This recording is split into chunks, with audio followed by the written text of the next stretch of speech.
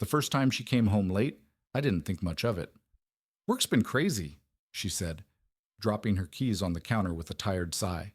I believed her. She'd always been ambitious, the kind of person who stayed late to perfect a presentation or answer one last email. But then it happened again and again. Soon, late became the new normal. At first, the changes were subtle. The way she'd angle her body away from me when texting, thumbs flying across the screen before she'd quickly lock it. The way she'd carry her phone into the bathroom for just a second and emerge 20 minutes later, her expression unreadable. The way she stopped leaving it on the nightstand like she used to, instead tucking it under her pillow like a secret. Then came the distance. She stopped asking about my day. She stopped laughing at my stupid jokes. She stopped reaching for my hand in the car. We still shared a bed, but it felt like sleeping next to a stranger. The breaking point came on a random Tuesday night. We were on the couch, the TV murmuring some forgettable show, when her phone buzzed. A notification lit up the screen, just for a second, but it was enough. A name I didn't recognize. A heart emoji. She snatched it up before I could react, her fingers moving too fast as she swiped it away. "Who's that?" I asked, trying to sound casual.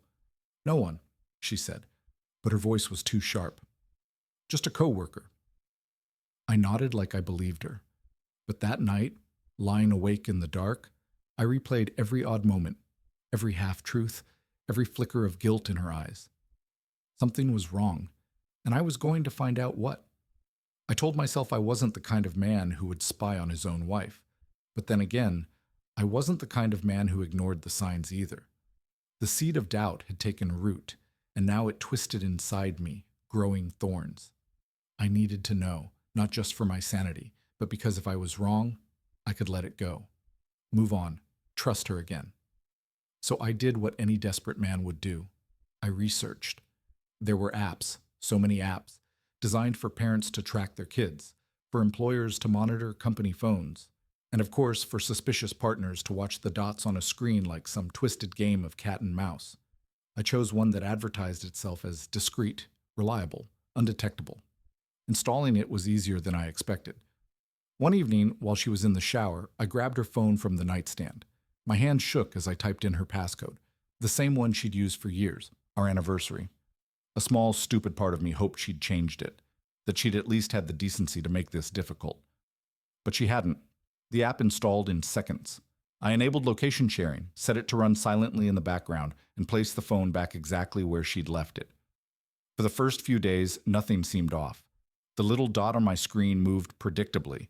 Home to work, work to home, sometimes stopping for groceries or coffee. I started to feel foolish.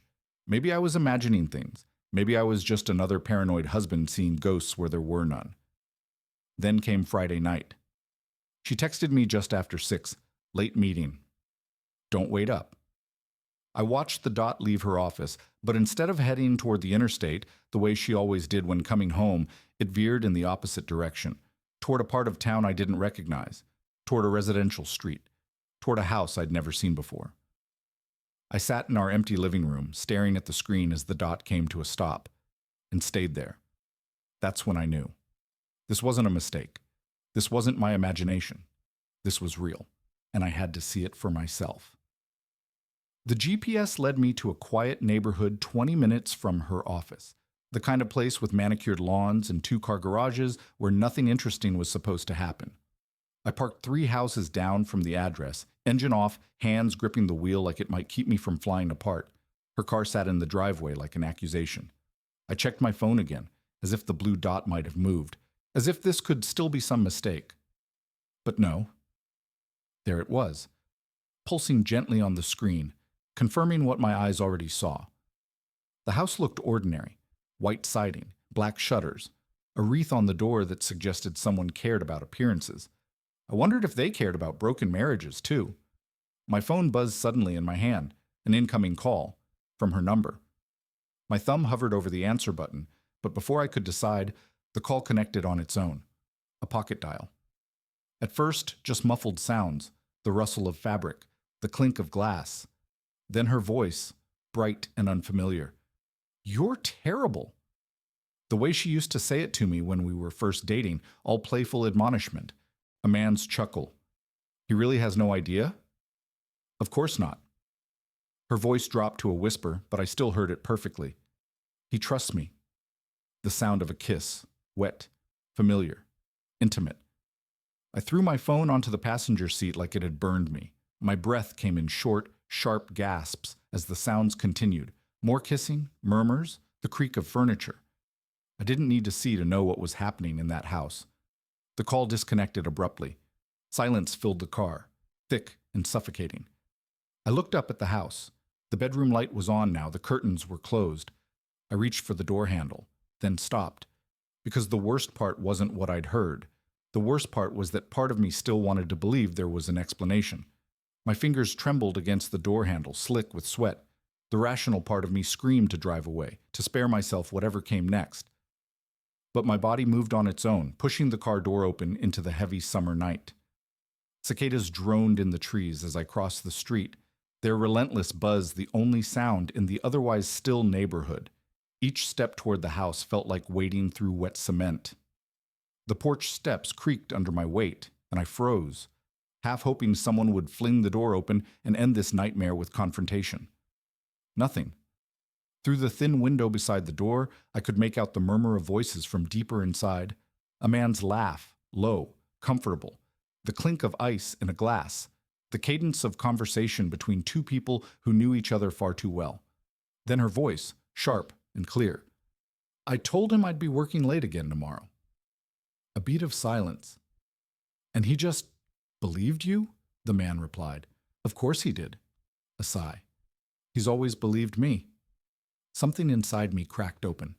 I raised my fist to knock, to kick the door in, to scream, to force her to look me in the eye as she shattered our marriage, when his next words stopped me cold. Once the divorce is finalized, we can take that trip. Napa, like we talked about. I've already started moving some money. Her voice was calm, calculated. He won't even notice until it's too late. The world tilted. I stumbled back from the door, my breath coming in ragged bursts. This wasn't just an affair. This was a plan. A future she was building while I was still stupid enough to believe in our future. The floor inside creaked. Footsteps. They were moving toward the door. I ducked off the porch, pressing myself against the side of the house just as the front door opened. Golden light spilled onto the lawn, and for one horrifying second I thought they'd seen me. But then his voice, closer now. It's just the wind. The door clicked shut. I waited in the dark, my pulse hammering in my throat. The truth wasn't just in the words I'd heard. It was in the ease between them, the way they spoke of destroying my life like it was nothing more than a minor errand. She wasn't just cheating. She was erasing me, and she'd been doing it for a long, long time. I walked back to my car on numb legs. The engine roared to life, too loud in the quiet street. As I pulled away, I glanced once more at the house. The bedroom light was off now. I knew what that meant. And for the first time since this began, I didn't cry. I planned. The drive home passed in a blur of streetlights and half-formed thoughts. My hands stayed steady on the wheel, but my mind raced through every shared moment of the past year, every delayed homecoming, every unexplained charge on our credit card, every time she'd turned away from my touch. The evidence had been there all along. I just hadn't wanted to see it. Our house looked different when I pulled into the driveway. The porch light she always forgot to turn off was dark. The hydrangeas I'd planted for our anniversary had wilted from lack of water. Even the air smelled different when I stepped inside, stale, like a place no one truly lived in anymore. I moved through the rooms with surgical precision. In our bedroom, I emptied the safe of passports and birth certificates. In the office, I copied financial records onto a thumb drive. The printer hummed as it spat out months of bank statements, each suspicious withdrawal highlighted in yellow. The liquor cabinet yielded an untouched bottle of Macallan 18. I poured 3 fingers into a tumbler and drank it standing at the kitchen island where we'd shared so many morning coffees. The burn down my throat felt appropriate. At 2:17 a.m., her car finally pulled in. I watched from the darkened living room as she walked up the path, her silhouette moving with the easy confidence of someone who believed they were still in control. She paused at the door, fumbling in her purse. I heard her quiet curse when she realized she'd forgotten her key. The knob turned under my hand before she could knock. Light from the hallway spilled over her startled face. Jesus! Her hand flew to her chest. You scared me. Why are you… Then she saw the papers spread across the coffee table. The printed map with the address circled in red. The highlighted phone records showing calls lasting hours. The screenshot of a hotel reservation for two under her maiden name. Her mouth opened, closed. The color drained from her face like someone had pulled a plug. I took another sip of whiskey. We need to talk. The silence that followed my words was thicker than the whiskey burning my throat. She stood frozen in the doorway, her designer purse dangling from trembling fingers, eyes darting between the damning evidence on the coffee table and my face. I watched the calculations happening behind her eyes, the frantic search for an explanation, the weighing of denials versus partial truths. It's not what you think, she finally said, taking a hesitant step forward. I barked out a laugh so sharp it made her flinch. Really? Because I think my wife has been fucking someone else while planning to drain our accounts. And judging by that, I pointed at the hotel receipt, you weren't even discreet about it. Her carefully constructed mask cracked then. The practiced innocence fell away, replaced by something colder, more calculating. She set her purse down slowly, straightening her spine like she was preparing for battle rather than a confession. How long have you been spying on me? She asked, crossing her arms. Not denial, not remorse, a counterattack. The shift was so jarring it left me momentarily speechless. This was the woman I'd shared a bed with for 8 years, the one who'd cried when our dog died, who'd held my hand through my father's funeral. Now she stood before me like a stranger, her eyes hard with defiance. Long enough, I said, tossing back the rest of the whiskey. But let's not pretend this is about me. When were you going to tell me about the money you've been moving? About the lawyer you've already consulted? A flicker of surprise crossed her face. She hadn't realized I knew that much. Her throat worked as she swallowed. You were never supposed to find out this way. The admission hit like a physical blow. I'd expected lies, tearful excuses, maybe even begging, not this chilling pragmatism. What was the plan then? My voice sounded foreign to my own ears, all gravel and broken glass. Wait until you'd siphoned off enough to disappear? Serve me papers out of the blue? She didn't answer, just walked to the kitchen and poured herself a glass of water with steady hands. The casualness of the gesture enraged me more than any confession could have. Who is he? The question tore from my throat. Someone from work? That client you've been spending so much time with? She turned, leaning against the counter with a sigh. Does it matter? The ice in her voice finally shattered whatever fragile hope I'd been clinging to. This wasn't some momentary lapse in judgment, some affair born out of loneliness or neglect. This was calculated, cruel. I stood abruptly, my chair screeching against the hardwood. Pack a bag, I said. You're staying somewhere else tonight. For the first time, real emotion flashed across her face. Panic. You can't just kick me out of my own house. Watch me. I pulled my phone from my pocket.